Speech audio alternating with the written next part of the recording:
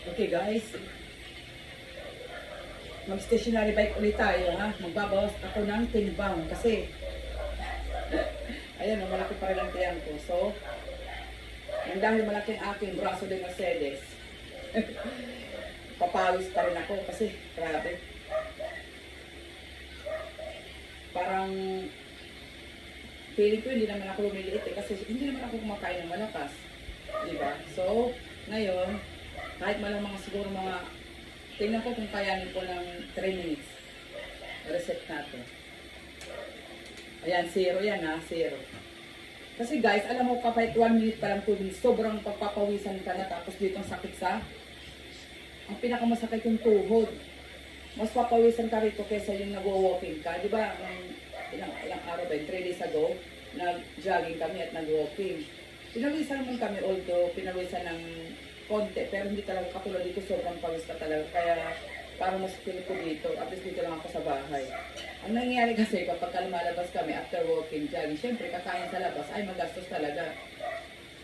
Dito, pagkatapos, magkakapilan ako. Okay? Let's go! Ay, ito masyado mabilis.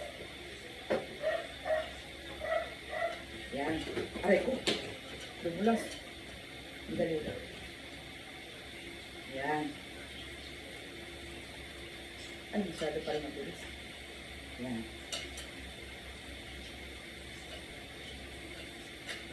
Tingnan ko nga kung makaya pang 1 minute.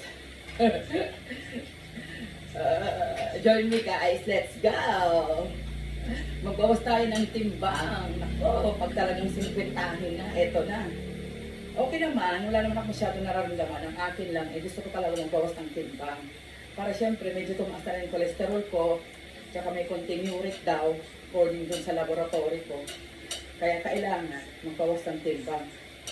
Tsaka yun nga, konting diet din. Oh, tamo, sumasakit agad dito. Ay, pero ako. Ayan na, oh. Pawis na ako agad, oh. Diba?